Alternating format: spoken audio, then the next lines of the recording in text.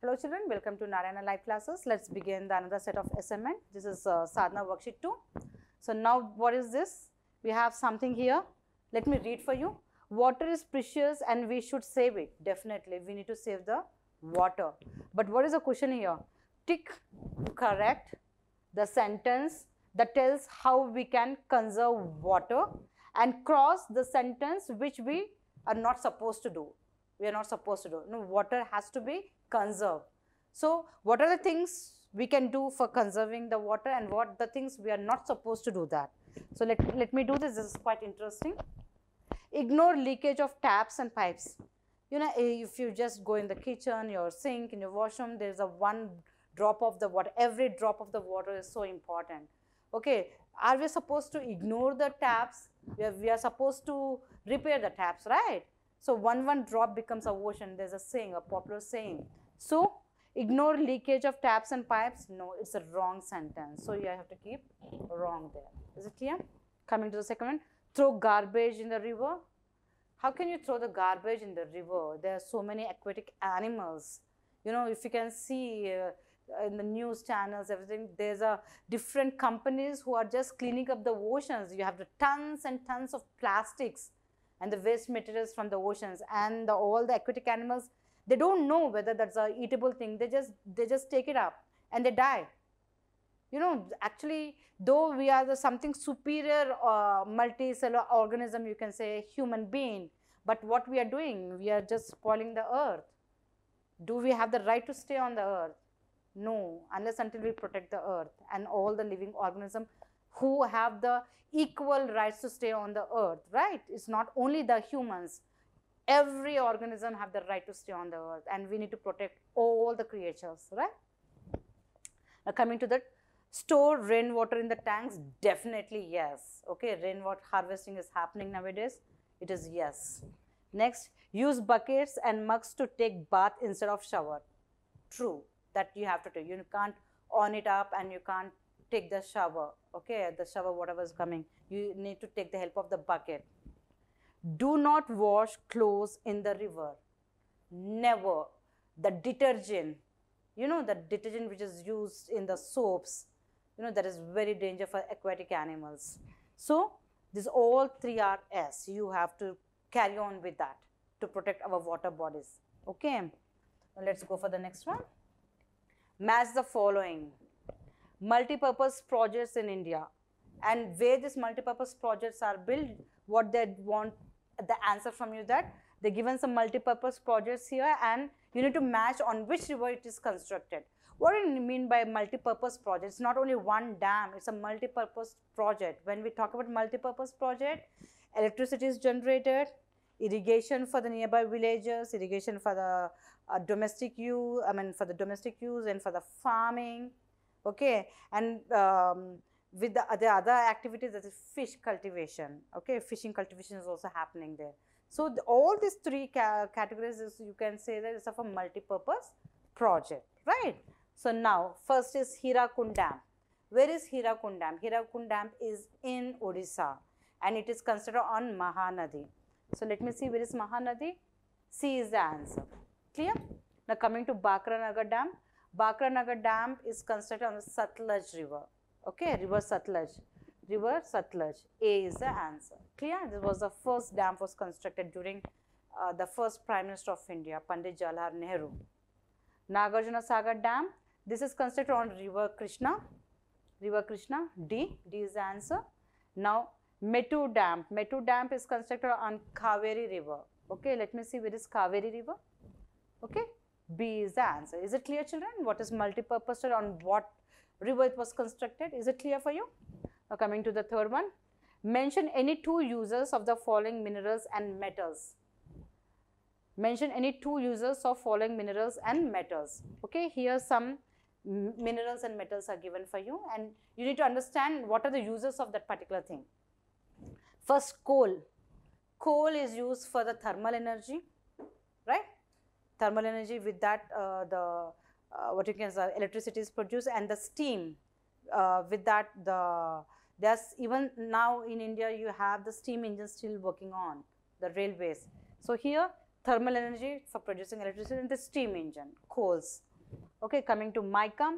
Mica is used for making some plastic for electricity purpose and electronic purpose. Okay, is a good conductor. So mica, plastic industry, electronic and electrical industries. Is it clear? Mica looks like a silver, silver in color, a very thin sheet. Iron. Iron, mostly without iron, buildings can't be, you have the concrete which is constructed on the basis of iron, right? Iron and steel industry, we say that. Okay, for building purpose, for civil engineering purpose, the iron is used, and for making the railway tracks also the iron is used, right? Before it, the railway tracks was done by the wood. So now it is replaced by the iron. Even now it is replaced by the waste materials, waste material like plastic and all those things. There are some, add some chemicals, so it becomes so strong. Even the huge heavy body of the railway also can't break that track. Okay. Now iron, you have civil engineering and railway tracks. Coming to aluminium, is a very light metal.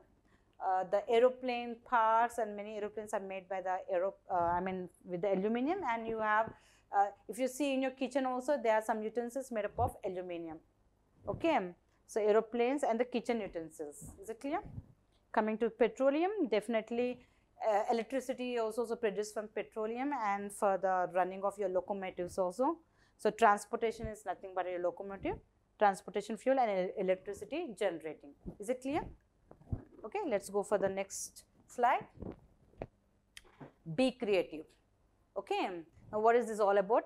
Label the pictures and write N for natural and M for man-made in the given box.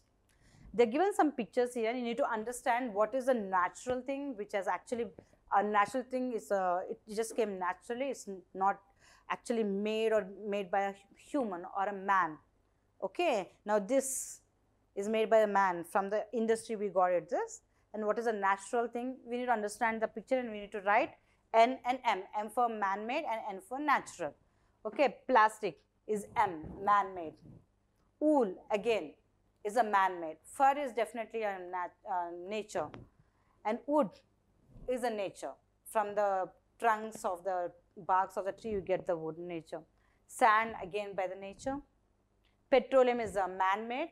Okay, metal again is a man-made. Cotton is a natural thing, nature. Rock again is by the nature. Fabric is a man-made, and paper again is a man-made. Paper is made from the wood, right? So is it clear for you, children? Now let's go for the next one. Okay, we have another one. Segregate the following into the correct column. Okay, they have given some, what you can say is some metals and some books. Okay, metals and non-metals here.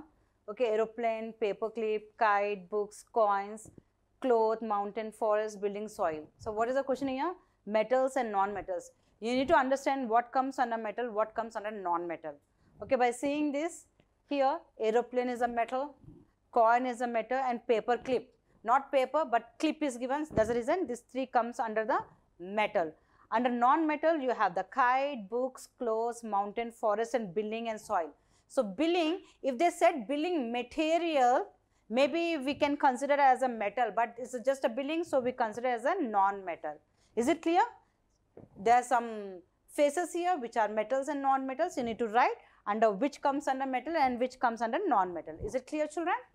Let's go for the next one. Okay, write T for the true and F for the false for the minerals. This is very, very important. You need to write T, which is the true, and false, which is not a minerals. Okay, minerals and which are not minerals. Okay, now diamond. Diamond is not a mineral, it's a precious stone actually. That's the reason it is false. Is it clear? Now coming to the gold. Gold again, it comes a mineral. It's definitely, it's you can say though it is again come from the ore, you have some minerals which are added in that. So gold is a mineral. Coming to wood is a non-mineral. Concrete again is a non-mineral. Quartz is again a stone, a rock, like, okay, it's a non-mineral. Talc again is a non-mineral. Its talc is made from the stones actually again. Plastic again is a non-mineral. Glass is a non-mineral. Water is a non-mineral. Salt again is a mineral. Okay, it's a mineral. You have the sodium and all those things. And sulfur again is a mineral. Iron is a mineral. Coal again is a mineral. Steel, no, the steel is again they given as a non-mineral. You can say steel comes from the iron, but again steel comes under a non-mineral. Okay, is it clear for you? Okay, very depth about minerals, non-minerals is all you're going to understand and study the composition, the ores, the compound metals and non-metals you're going to study when you just grow to the higher classes. Is it clear, children? With this, we are going to conclude our assignment, children. Thank you.